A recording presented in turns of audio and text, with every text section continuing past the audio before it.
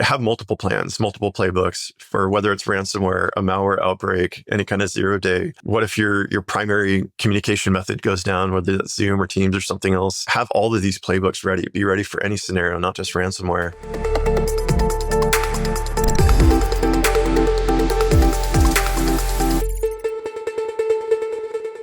Today's guest is someone who spent his career on the front line of cybersecurity, not just protecting systems, but rethinking how they're built in the first place. Eric Pittman is the vice president of cybersecurity at Teradata, where he's leading efforts to accelerate patching in a world where the number of patches is ever increasing. From coordinating with the FBI during a major ransomware attack to navigating the expanding scope of cyber leadership, Eric brings a blend of deep technical expertise and big picture thinking. Eric, welcome to Patch Me If You Can. Thanks for having me.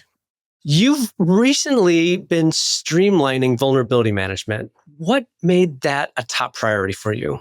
Well, you already touched on it a little bit. We are in a world where just the number of patches are ever increasing, and there's no signs of it slowing down.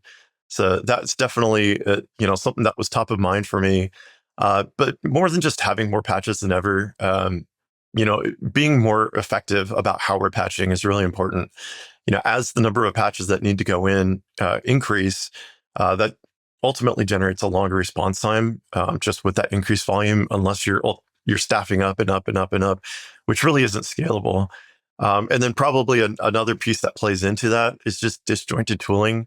As we have technology in more and more areas across multiple clouds, on-prem, you name it, it's really easy to have tool sprawl where not everything's talking. And so then you can create pockets where, you're patching really well, and then other pockets where you're not. And so kind of piecing all of that together, I realized that I needed to take a renewed focus on our vulnerability management program. And kind of bring it into the next century and bring more efficiency in, a cloud-first world. Are there any other reasons why organizations are struggling with security patching? That's probably a multi-part answer as well. I'd say the big thing that I've seen, and this isn't current, this is across my career. I've seen that there's been a lot of split responsibilities.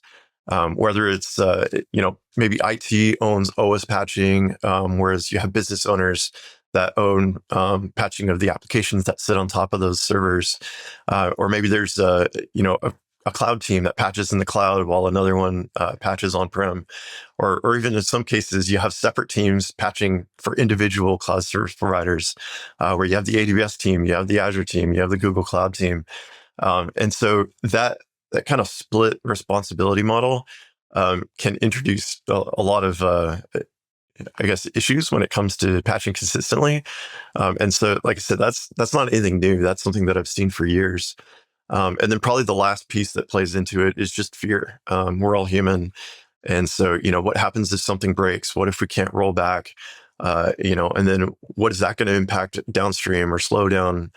Whereas right now, hey, it's deployed, it's working. Why do we need to patch it? So that's a hard mindset to overcome. And like I said, we're all human. And so we don't want to touch something that's working. But ultimately, us as security practitioners know that it's really important that we stay up on those patches. So yeah, you mentioned what if we patch something and then that doesn't work? How do we roll back? What are some of the strategies that you've personally implemented to stay on top of the vulnerabilities? So for this one, actually for almost anything that I go to tackle, I look at it under a lens of people, process, technology, and business value. I always like to start with the people because, without the people, we wouldn't have businesses. We wouldn't, be moving forward with innovation. And so it all starts with the people. And then there also are human firewalls. So awareness is key. So that's usually where I start is I go on an awareness campaign. Hey, this is important. This is why it's important. This is what can happen if, you're not keeping systems secure. And so that's really where I start. And then I look at the end users as well. And so one thing that we did was we wanted to kind of break it into individual user groups. You have your end users with their laptops. And so if there's something that needs to be updated, make it easy on them. Have a little pop-up with a grace period. They can defer if they need to, but ultimately that patch is going to go in, or that set of patches, because we have to make sure we're maintaining compliance across our entire end user base. And then similarly with server admins, they tend to work out of ticketing queues. And so integrating into where they're working so that nothing's falling through the cracks, they're getting tickets, they're getting closed out as stuff's getting patched just through automation.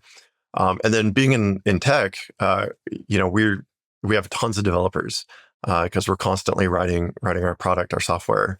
And so working where they're working. And so that's populating things in their backlogs. That's giving them tools directly in their IDEs or their integrated development environments. So really making sure that we're focusing on the user, the persona, instead of just trying to create a one size fits all, so that everybody can work efficiently and effectively in the way that they're used to. And so that's just the people piece. And then going into process, I touched on that a little bit. Like things like having that grace period, making sure that the things are going into those backlogs, and all of that can't be accomplished without technology, and that's really where the rubber meets the road. I'll keep things vendor agnostic for the sake of this conversation, because I know everybody has their own little vendors that they like to work with. The only names I'll say is Windows and Mac, because we do have both in our environment. So making sure that we're updating processes consistently across those. Similarly with the server updates, making that as automated as possible. And so bringing in automated patching tools that basically make patching just happen. Long gone are those days where you get a set of patches in, you're going to go through it, you're going to run a bunch of test suites, it's going to take weeks, and then eventually you're going to do this manual push out to your server farms. It needs to happen unless it gets stopped. And so that's what we did, where we basically put in automated server patching software that it's going to push things out. Now, it's not going to push it out to our mission critical stuff day one. It's going to go to, a QA system or a less critical system. But then that way we can see if things break, and 98, 99% of the time, nothing's going to break, and we'll be fine. And we'll just let the rollout continue as scheduled. And that way people don't need to touch it. The only time you have to touch it is to stop it. It's kind of a paradigm shift. Instead of you pushing, you're holding back. And so that's the approach that we took. And then last piece, kind of related, is with our software development lifecycle, or SDLC, integrating into multiple points across that. And if we have time, I'll touch on that, what we did there later. But that's another key piece. Is it's not just patching, it's overall vulnerability management, whether it has to do with our code, third-party libraries we bring in, obviously the servers, newer technologies like containers and infrastructure as code. So all of those pieces play into a successful vulnerability management program. And then, sorry for the long answer, but last piece is the business value. And so ultimately communicating, what are we doing right? And how is this going to scale? How is this going to continue to be efficient in the future? And ultimately, how is this going to save people's time so that they can tackle, the challenging work instead of the redundant, patching every Patch Tuesday or every week or whatever the cadence is, depending on the vendors that are releasing these updates. So to summarize, it's the people, process, technology, and business value. Is that right? That's right. Love it. That it's not just, here's a product I'm going to throw at it. It's all of that combined. You got it. And actually, so on that point, I'll just expand a little bit. Again, the people are key. And so one of the things that we did at the very beginning was, we brought our technology roadmap to our IT and product teams or organizations that we work with, because we in information security can't be successful without all these partner teams that we work with. And so we wanted them to know exactly what was coming, why it was coming, what was going to be changing, what we needed from them. There's a little bit of negotiating on the timing, but giving them that foresight and making sure that there weren't surprises was, I think, a key success factor in making sure that we were all working together cross-functionally. Since one of the big themes is that the patch is just the start, what exactly were you able to unlock after solving the patch with more specific examples? So definitely. So a couple of things. So the first with, saving time for challenging work, that's definitely an efficiency gain. That's a business value right there. But it also allowed us to kind of shift and move forward the entire vulnerability management program. So what started with a lot of like OS and app-based patching allowed us to move more into the tech side of our company, our product security. And so that's not to say that we haven't been doing, security around our products for years. We definitely have. But it allowed us to have the time to take a renewed focus on that. And so a quote actually from a guy I used to work with years ago, I love, he said, building simple isn't simple. And that was totally true. I don't think we totally understood what we were taking on, but we decided to revamp the vuln management program as it pertained to application security. And so we we did a lot, and some of this we were already doing, but we brought in additional tooling. So we were covering like our first party code, doing a lot of scanning there with static application security testing. Our third party codes, these are the libraries that we're bringing into our products with software composition analysis. We're doing like just the concept of golden images that you build, so host image scanning. Container image scanning. I mentioned infrastructure as code, even things like hard-coded secrets. You constantly have new developers coming in just out of college. Who knows how many secure coding courses they took? Sometimes they take the easy route and they want to just hard code credentials, and that's definitely something that is not allowed. And so we want to make sure we're catching that. And then once our products are actually built into binaries, we want to test them in a runtime environment. So things like dynamic application security testing, API scanning. I mean, I feel like I'm missing some stuff, but it's a huge list of capabilities. And as you're hopefully following, for those of you that know a traditional SDLC, we're working from left to right with those technologies. And then even getting into manual reviews. So penetration testing, we bring in independent third parties to do assessments and certify us. And so all of that got wrapped together into a single program. Now, it's not that we had point solutions for every single one of those capabilities I just listed. A lot of those were rolled into platforms, but again, I'll stay vendor agnostic, so that we were operating efficiently. Things were working just out of the box, but we were touching on every piece that we could as early as we can in that development lifecycle, so that we're starting on the left. We're getting a lot of feedback to our developers right away. Around whether it's patches or just general code vulnerabilities, and then we're getting those fixed well before we're releasing. And the way that we did that was we actually went out and we got a purpose-built security posture management or SPM platform that acted as our entire workflow engine. So you think of all those capabilities that I just listed, now plug them all into one single pane of glass that can not only give you dashboards and duplicate, findings, but it's air traffic control. It's routing, tickets into backlogs for component teams. It's sending these over to system owners through multiple different ticketing platforms, even. And so that was really the key to our success, was centralizing just about everything that has to do with vulnerability management across the entire company, across the different teams, across the different environments, all in one place, which is it's been a bit of a pipe dream for me. And so I feel like this is the first time in my career that I've actually been able to get to that point where it's almost that holy grail of vuln management. I'm not going to say it's perfect. I don't think anything's ever perfect. But I've been really proud of what we've been able to build and centralize in that fashion. The goal is always perfection, and we'll get as much progress as we can take. Love it. I know you've also dealt with some high stakes incidents like ransomware affecting U.S. cell phone infrastructure. Do you want to share the story behind that? Yeah. So this was, it's probably 10 plus years ago, back in my consulting days. So there weren't a lot of playbooks for ransomware. I mean, ransomware was a thing, but I don't think there was as much awareness or as much planning that companies are putting into today. And so that was actually one of my more fun stories in consulting. I wasn't even part of an IR or incident response team. It all started where I just got a call one morning saying, "Hey, we've got a ransomware attack on a critical U.S. cell phone infrastructure provider, and we need you as boots on the ground right away. We're mobilizing a team, getting flights lined up. We're going to have people arriving, all morning and afternoon, but we need somebody there right now because time's critical." And so, as luck would have it, the headquarters of the company was, I don't know, maybe 8 or 10 minutes from where I lived. So it was a bit of a scramble, canceled my entire day and took off as quickly as I could.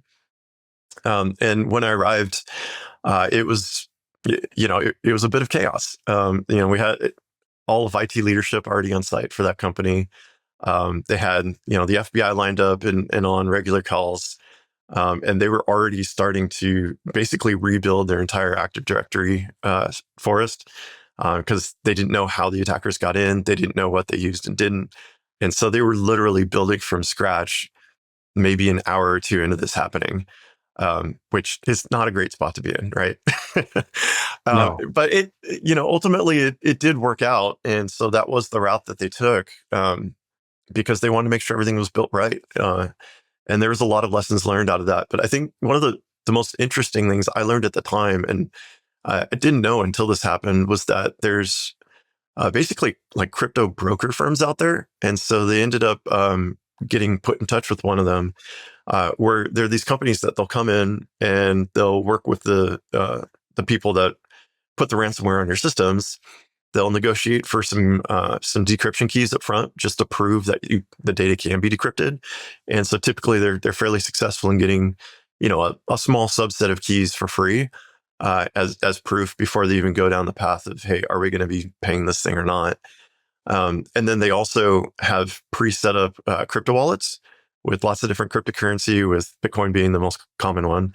And they can facilitate payment, because if you try to do that day one, you have to jump through a whole lot of hoops, load it in. Most of the exchanges want to make sure you're not facilitating, terrorist activities and those types of things. And so the laws around this have continued to evolve, thankfully. This was back when, companies weren't sure if they would pay or not. And I won't say if they did or not, just in case you guys figure out who it is. But they worked with the FBI through the whole thing. They worked with this broker through the whole thing. And ultimately, they were able to restore operations. It was definitely a dent to their bottom line for that year. But they were able to scramble teams back together and get things working. We supported anywhere and everywhere that we could. There were some action items to put together some ransomware plans or playbooks, and also talk about their technology stack and what they could do better. And so I'm guessing where you're going to go next is what were those lessons learned. So I'll cover those. So the first one definitely was have a plan. They did not have a plan. And so, have multiple plans, multiple playbooks for whether it's ransomware, a malware outbreak, any kind of 0-day. What if your primary communication method goes down, whether it's Zoom or Teams or something else? Have all of these playbooks ready. Be ready for any scenario, not just ransomware. And then practice those plans at least once a year, ideally more often. I'd say do quarterly, even if you're rotating the plans, so that you're getting a lot of practice, not just in incident response, but with different scenarios. And then the biggest takeaway from this one specific scenario was immutable backups, basically backups that can't be changed. Because if they had those, it wouldn't matter if everything else got encrypted. You could just blow that storage away, restore the unencrypted backups, and be on your way. Now, you still got to figure out how they got in, because if you restore from a backup, chances are you're restoring that configuration that got them in the first place. But at least you're not starting from zero. I love the way you provided the lessons learned without even me having to ask. Did you specifically coordinate with the FBI during this experience? I'm just curious. I mean, so I was one of the people in the room. I wasn't the primary coordinator. They were working with some of the executive leadership for the company. And so they were the ones asking all the questions. Well, what should we do now? What should we do now? Is there anything else that we can do? Should we pay? Should we not pay? So they had so many questions that, I would give my input typically after those discussions. But yeah, every time there was a call, we'd all get in the war room. We'd have them on the speakerphone. And there was touch points. I think it was like every 2 hours, something like that. Super fascinating. Thanks so much for sharing that story. I want to shift gears a bit and ask, what is one outdated mindset that you had to leave behind and why? Well, I kind of mentioned this earlier. I'd say manually testing security patches. I wouldn't say that I necessarily had to leave this behind as much as I've had to encourage others to do so. And so with something like that, I'd say it's more of a three-pronged approach. Again, I always start with the people. So awareness, making sure that teams understand if you wait around until you manually test something, what are the chances it's not going to happen? What are the chances, it's going to get deprioritized? The one person you have assigned to doing it, is on vacation. So making sure that there's as much automation in place as possible. And then also speed, automating that. So that would be the second prong. Speed is critical. I mean, there's some of these 0 days that, yeah, the patch gets released, but sometimes it's been exploited for weeks, if not months, if not even longer in the wild. And the vendor just didn't know it. And so by the time the patch is reaching us as practitioners, there's certain ones out there that they're already getting exploited. And so speed is really important. And you never know which ones are going to be important and which ones aren't.